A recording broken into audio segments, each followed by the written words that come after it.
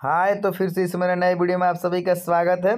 जैसे कि आप थंबनेल देखें, संपत्ति का ब्यौरा कैसे बनाएं अपने मोबाइल से, वो भी तुरंत का तुरंत। भाई, जो आप लोग इतना समय लेते हैं, 2 दिन 3 दिन लगा देते हैं और परेशान रहते हैं कहाँ किस कॉलम में क्या भरे। और सबसे इम्पोर्टेंट बात, मात्र आप 5 मिनट में भर लेंगे, वो भी बिना साइबर कैफ़े गए हुए। देखिए, आप लोग इसका फॉर्म भरने के लिए साइबर कैफ़े जाते हैं, फिर वो आपसे 50-100 रुपये चार्ज करते हैं और फिर कहीं गलती हो जाता है तो आप परेशान हो जाते हैं। तो आपको गलती नहीं करना है और इस वीडियो के माध्यम से आप बहुत जल्दी भर पाएंगे। तो मेरे चैनल पर नए हैं तो चैनल को जरूर सब्सक्राइब कर लें। चलिए, हम लोग देर ना करते पहले इस चीज़ को समझ लेते हैं और फिर आपको बताएंगे कि 5 मिनट में आप मोबाइल से कैसे भर सकते हैं। तो देखिए, हम लोग थोड़ा सा पहले जो फॉर्म होता है आपका declaration of assets and liabilities का फॉर्म होता है, उसको ज़रा समझ लेते हैं कि किस कॉलम में क्या क्या भरना होता है, ताकि आप जब खुद से भरें तो आपको आसानी होता है। देखिए, पहला बात ये कि declaration of assets and liabilities का फॉर्म प्रत्येक साल भरा जाता है। तो आप अपने संपत्ति का एग्जैक्ट ब्यौरा नहीं दे सकते हैं। कहने का मतलब है कि आपके पास संपत्ति आज कुछ और है, कल का कुछ और हो जाए, तो आप एक अनुमान के साथ देना रहता है। अब क्योंकि हर साल भरा जाता है, सरकारी कर्मचारियों को हर साल अपना संपत्ति का ब्यौरा देना होता है। ऐसा इसलिए कि मान लीजिए कि आपके ऊपर कोई क्लेम कर देता है आपका और आपको जांच होता है, आपके पास आय से ज़्यादा संपत्ति होती है, तो उस केस में आप पकड़े जाते हैं। तो इसलिए से गवर्नमेंट हर साल आपसे एक डिक्लेरेशन ले लेती है कि आपके पास संपत्ति कितना है और अगला साल कितना बढ़ा। ये चीज़ होता है। पहला आपका ये जो फॉर्मेट सब लोग देखे होंगे, इसमें अपना नाम डालना होता है और यहाँ पे आपको फादर नेम या फिर उस रूप में आपका वाइफ का नेम या हस्बैंड का नाम डालना होता है। एज यहाँ पर डालना होता है और एजुकेशन डिपार्टमेंट ऑफ बिहार, ये कॉमन है, सब लोग यहीं डालेंगे, जाहिर सी बात है, शिक्षक हैं तो। और यहाँ पे आपको अपना सर्विस में डालना है स्कूल टीचर, और जिस क्लास के लिए सिलेक्ट हुए 1 2 5 6 8 90 ये कॉलम में डाल देना चाहिए, ताकि उससे पेमेंट का ये आइडिया मिलता है। और उच्च माध्यमिक विद्यालय जो भी आपका स्कूल का नाम है वो आप अपना डाल देंगे, गवर्नमेंट वगैरह जो भी है। ठीक, आगे थोड़ा सा हम लोग आते हैं यहाँ पे, इसको जरा समझते हैं। देखिए भाई, यहाँ पे जो आप लोग देखते हैं, इसको जरा अच्छे से समझ लेंगे कि आपको यहाँ पे सेल्फ एक कॉलम होता है, उसके बाद स्पाउस का नेम होता है, जिससे मान लीजिए कि अपना डिटेल्स देना होता है संपत्ति का और स्पाउस का देना होता है। और फिर यहाँ पर डिपेंडेंट 1, डिपेंडेंट 2, डिपेंडेंट 3। तो समझ लीजिए, आपको संपत्ति के ब्यौरा में केवल उन्हीं लोग का देना होता है जो लोग सर्विस में नहीं है। संपत्ति के ब्यौरा में डिटेल्स जो सर्विस में नहीं है उन्हीं का देना होता है। एक खुद का दीजिए और बाकी जो आप पे डिपेंड है उनका दीजिए। बाकी लोग का आपको नहीं देना है, जो सर्विस में उनका नहीं देना है। तो इस चीज़ को समझ लीजिए। अगर शादी हुआ है तो फिर अपना पति पत्नी का नाम इसमें डालेंगे और उनका डिटेल्स। चलिए, सबसे पहले क्या होता है, इसको आप बढ़ा सकते हैं, डिपेंडेंट 1, डिपेंडेंट 2, 3 में बढ़ा सकते हैं। डिपेंडेंट 1 2 3 में भाई कौन आते हैं, तो मान लीजिए कि आपका जैसे कि मम्मी पापा हो गए, भाई बहन हो गए, वो अगर एक में है तो भाई उसको डालना, मतलब आपकी पर्सनल फैमिली, खुद की फैमिली को डालना होता है। यहाँ पर आप लोग जो कैश डालना होता है तो कैश एक अनुमान से डाल दीजिए, आपको जो भी डालना है। अब बहुत लोग कहते हैं सर 2000 डाल दें, 4000 डाल। अरे भाई, आपको जो डालना है डालिए, उसमें कोई ये नहीं है, कोई आके इसमें जाँच नहीं हो रहा है। डिपेंडेंट जो स्पाउस है अगर उनके पास है तो डालिए, वरना कोई दिक्कत। शादी नहीं हुई तो फिर तो अलग बात है, नील आप डालिए। और यहाँ पे आपको डिपेंडेंट 1 में उनके पास क्या कैश है, डिपेंडेंट 2 में क्या कैश है, तो इस रूप में आप डाल सकते हैं। फिर यहाँ पर आते हैं डिपॉजिट इन बैंक में, आपका जो भी है आप डालते हैं और उस बैंक का डिटेल्स थोड़ा सा यहाँ पर आप डाल देते हैं, किस बैंक में कितना पैसा है। ठीक है, फिर यहाँ पर नील वगैरह डालते हैं। आपको डिविडेंड 1 में अगर उनके अकाउंट में पैसा है, जो जो अकाउंट है आप शो कर सकते हैं, कोई दिक्कत नहीं, और अकाउंट शो करना चाहिए। आप लोग जो सोचते हैं कि हमको अपना पूरा डिटेल्स नहीं दिखा सकते हैं, ये ऐसा कुछ नहीं होता है। वो गवर्नमेंट चाहे तो आपका पूरा खंगाल सकती है। यहाँ पर आते हैं, अगर आपके पास बॉन्ड्स वगैरह है, मान लीजिए कि शेयर्स वगैरह लगाए हैं कंपनी में, तो आप इसको दें, अन्यथा नहीं भी देते हैं तो कोई बात नहीं है, आप देना चाहते दे सकते हो। वैसे देने से कोई इसमें नुकसान आपको नहीं है।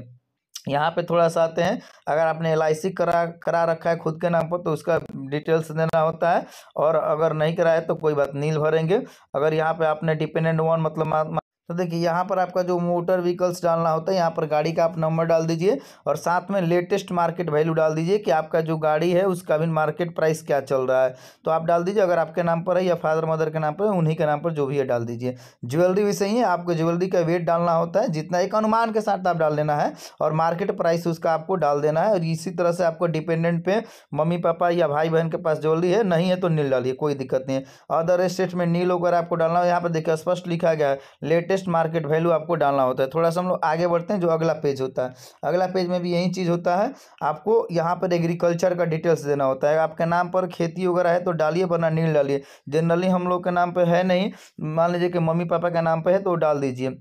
और आपको ये डालना होगा कि उसका मार्केट प्राइस क्या है। ठीक है, आपको इसमें तो ऐसे डालना होता है, लोकेशन वगैरह डालना होता है, सर्वे नंबर वगैरह डालना है, तो आप 1-2 डाल सकते हैं, सर्वे नंबर वगैरह चलेगा, नहीं भी डालेंगे तो कोई दिक्कत नहीं है। करेंट मार्केट वैल्यू उसका डाल देना है कि आपको कितना उसका करेंट वैल्यू है, और मेजरमेंट वगैरह एक अनुमान के साथ डाल देंगे। टोटल आपका एरिया कितना है, 2000 स्क्वायर फीट है या 3000 स्क्वायर फीट है, जो भी आपके पास है।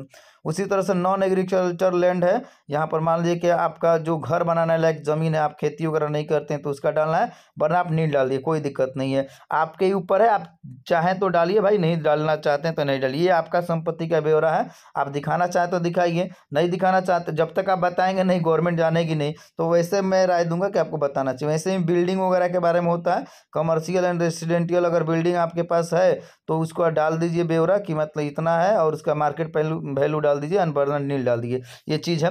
वैसे ही आपका हाउस अपार्टमेंट वगैरह के बारे में है, तो जाहिर सी बात है, अगर आपके देखिए ज्वाइंट फैमिली यहाँ पर है तो आप स्पेशल ज्वाइंट फैमिली होम डाल देंगे, और यहाँ पर भी आप चाहें तो हाउस अपार्टमेंट वगैरह में अगर आपको चाहें तो ज्वाइंट फैमिली डाल देंगे, और यहाँ पर आपको इसका एड्रेस डाल देंगे, अपने जो भी घर है उसका एड्रेस डाल देंगे, और मार्केट प्राइस यहाँ पर डाल देंगे, उसका कितना मार्केट प्राइस आ रहा है, ये सारी चीज़ हो जाएंगी। ये अदर्स है, इंटरेस्ट वगैरह नहीं है, छोड़ देंगे।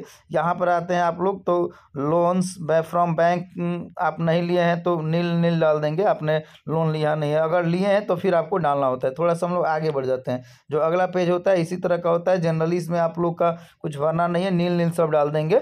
मैं आपको अभी जो मोबाइल से बता रहा हूँ करने के लिए आगे, तो आप खुद से एडिट कर लेंगे, मैं आपको वही बता दूंगा। यहाँ पर आता है पर्सनल डिटेल्स में, तो पर्सनल डिटेल्स में अपना जो भी EPF GPF प्रान नंबर होता है, तो जनरली यहाँ पर आपको प्रान नंबर डालना होता है, और फिर यहाँ पर जेंडर आप डाल दीजिए, डेट ऑफ बर्थ वगैरह डाल दीजिए। और यहाँ पे जो लोग का प्रॉब्लम होता है, तो हम लोग ग्रुप C वाले में है, तो ग्रुप C आप डालिएगा, और कैडर में बिहार स्टेट डाल दीजिएगा, बाकी अपना जिला डाल देंगे, सिग्नेचर वगैरह करना होता है, और नेम ऑफ एम्प्लॉय होता है, यहाँ पर अपना पोस्ट डाल देना है, डिपार्टमेंट वगैरह डाल देना, ये सारी चीज़ें कर। अब इस चीज़ को हम लोग मोबाइल से कैसे बनाएं, आप लोग का जो समस्या बना हुआ है, सर हम लोग साइबर कैफ़े के पास जाते हैं, फिर समय लगता है, गलती हो जाता है, तो आइए हम लोग थोड़े लेट ना करते, देखते हैं मोबाइल से कैसे बनाना। ये है मेरे पास declaration of asset and liabilities form, और ये फुल एडिटेबल PDF है, मतलब कि आप अपने फ़ोन से यहाँ पर एडिट कर सकते हैं। जैसे मान लीजिए आपको यहाँ पे नाम लिखना है, तो आप इजीली यहाँ पे अपना नाम डिटेल्स वगैरह लिख सकते हैं, एडिटेबल है। जैसे देखिए इसको मैं लिखना चाहूँ तो आराम से लिख सकता हूँ, तो आपको मैं जैसे सिखाया हूँ वैसे आप खुद से भर सकते हैं, अपना डिटेल्स ऐसे भरेंगे, और यहाँ पर जहाँ भी आप लिखना चाहते हैं तो अपने फ़ोन से यहाँ पर इजीली लिख सकते हैं। देखिए जहाँ मैं क्लिक कर रहा हूँ इजीली लिख सकते हैं, तब आपको साइबर कैफ़े नहीं जाना होगा। आप वीडियो जो शुरू में देखे हैं उस तरह से अपना डिटेल्स लिख लीजिए, कहाँ पे क्या करना है, और इस कॉलम में भर दीजिए। अब आपको ये मिलेगा कैसे, तो आप मेरे जो ये नंबर है इस नंबर पे व्हाट्सएप कर सकते हैं, 9801223580, इस नंबर पे आप व्हाट्सएप करते हैं।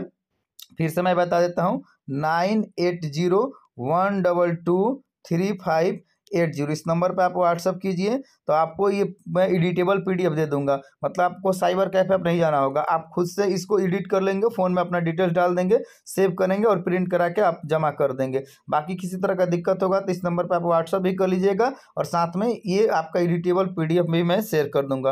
वीडियो अच्छा लगा लाइक कीजिए, वीडियो को अधिक से अधिक शेयर कीजिए। ओके, जय हिंद, जय बिहार।